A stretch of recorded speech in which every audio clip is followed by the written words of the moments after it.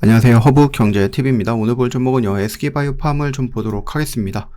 오늘 양시장 다 나쁘지는 않았습니다. 2차전지도 바이오도 초반에는 좀 긍정적인 모습을 보여주긴 했는데, 그래도 이제 코스닥이 전고점 라인을 돌파하기에는 조금 아쉬운 부분이 있었습니다만, 그래도 뭐 이번 주 안으로 돌파하지 않을까라는 기대감은 있고요.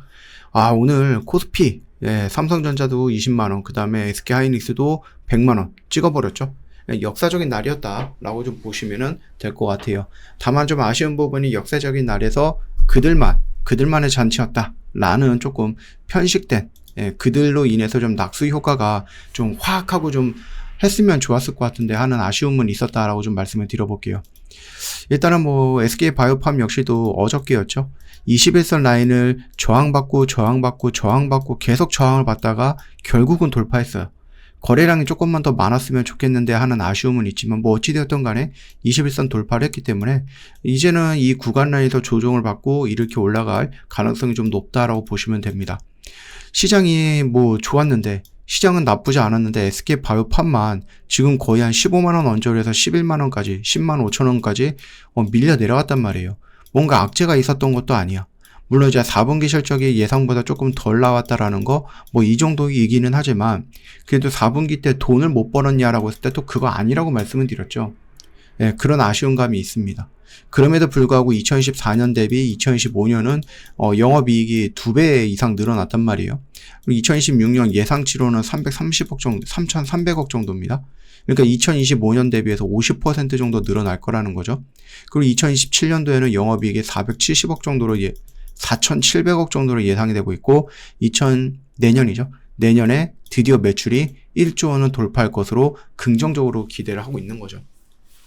왜 그런 상황에서 딱히 악재는 보이는 게 없는데 시장은 좋은데 얘만 그냥 밀려 내려갔다. 그러면 이건 뭐예요? 우리한테 좋은 기회다 라고 하는 거죠. 결국 여러분들이 뭐 긴 시간 동안 지금 몇 달, 거의 거의 한 3개월 정도 됐는데 시간이 밀려 내려가면서 이 구간 내에서 욕심내지 않고 조금씩 물량을 모아갔다라고 하면은 대충 평단이 12만원 언저리가 될 것 같아요.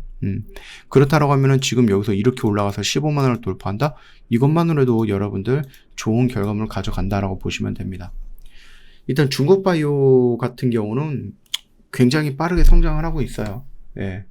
그리고 우리나라 같은 경우는 조금, 약한 부분이 뭐냐라고 했을 때, 물론 이제 투자금에서도 차이가 많이 나지만은 정부의 심사, 정부가 신약 허가 심사를 무려 420일에서 240일로 줄이겠다라고 발표를 했지만 여전히 뭔다? 어렵다, 길다, 이런 것들이죠. 허가 자체가 안 나는데 기간만 줄인다고 해서 해결될 것도 아니다라고 얘기합니다. 우리나라가 좀 까다롭기는 합니다. 까다로운 기준이 있기는 하지만 그거에 대한 장벽도 높고 규제도 많다라는 거죠. 약을 만들었는데 우리나라에서 팔기 어려워. 그러다 보니까 좀 아쉬운 부분이 있다라는 거죠. 이거 SK바이오팜은 미국에서 무려 2020년부터 팔고 있는데 우리나라에서는 무려 내년 정도쯤에나 팔 수 있지 않을까. 절차를 7년이나 기다린 거예요. 그러니까 우리나라 얼마만큼 뭐합니까? 늦어 터진 겁니까? 이게 공무원들이라고 해야 될까요? 아니면은 물론 뭐 이것저것 검사를 해야 되겠죠. 그럼에도 불구하고 이미 다른 나라에서 잘 팔고 있으면 우리나라에서 좀 신속하게 좀 대응을 해줘야 되는 거 아닌가? 라는 생각을 합니다. 그게 아쉬운 부분이다. 만약에 우리나라에서 최초로 나오는 신약이다라고 했을 때에는 뭔가 이제 규제라든지 절차라든지 이런 것들에 대해서 시간이 좀 걸릴 수 있는데 이미 미국과 유럽에서 잘 팔고 있고 돈을 어마어마하게 벌고 있는 약이 우리나라로 들어오려고 하는데 뭐가 이렇게 복잡하냐는 거죠. 빨리빨리 해줘야 되는 거 아닌가? 라는 생각을 하는 거예요. 그래서 우리나라에서 만약에 신약이 팔린다라고 하면은 2027년 정도라고 하죠. 그러다 보니까는 제가 생각을 했을 때 2026년에 우리나라, 중국, 일본 여기서도 이제 팔리기 시작하면서 가게가 늘어난다라고 말씀을 드렸죠. 그래서 조금 더 긍정적으로 생각을 하고 있었던 부분이었는데 이렇게 느려 터진 심사, 허가, 참 그렇습니다. 우리나라보다는 일단은 일본과 중국이 조금 더 빠르게 진행이 될 거다라고 생각을 하고 있으니 그 점 참고해 주시면 될 것 같아요. SK바이오팜은 지금 이 구간 내에서 밀렸고요. 반등 나오고 제가 생각을 했을 때 이게 고점이고 이게 저점이죠. 그럼 반등 구간은 어느 정도가 될까라고 했을 때 이 구간이에요. 그래서 지금 구간은 기술적으로 툭 튀어 올라올 수 있는 구간의 끝자락이 되지 않을까 싶어요. 그러면 이게 저점이죠. 그러면 여기 구간이겠죠. 그러면 요 정도 라인이 될 겁니다.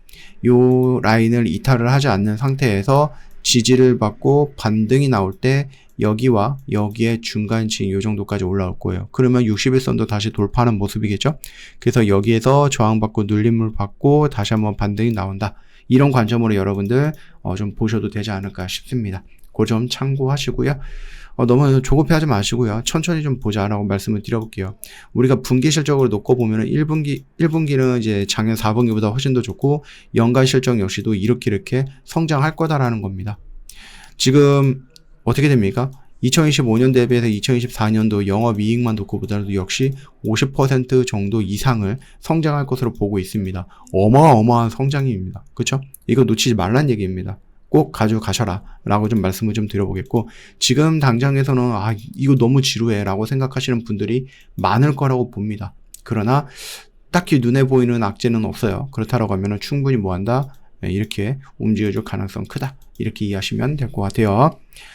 저희 허브경제TV 공식 채널을 보시면은요, 중요한 것들 깔끔하게 정리해드렸고, 오늘 라이브 방송을 통해서 여러분들한테 7번째 무료 추천 종목 제공해드렸습니다. 뭔지 궁금하셨죠? 예. 오늘 참여하셨다라고 하면 이거 아마 여러분들 다 챙겨갔을 거라고 생각을 합니다. 나 오늘 너무 바빴는데 하시는 분들 괜찮아요. 목요일날 다시 라이브 방송 할 거니까 그때 오셔가지고 종목 챙겨가시면 된다라고 좀 말씀을 드려보겠고, 이번에도 좀 기대가 됩니다. 그쵸? 그러니까 여러분들도 놓치지 마시고요. 오늘도 고생 많으셨습니다.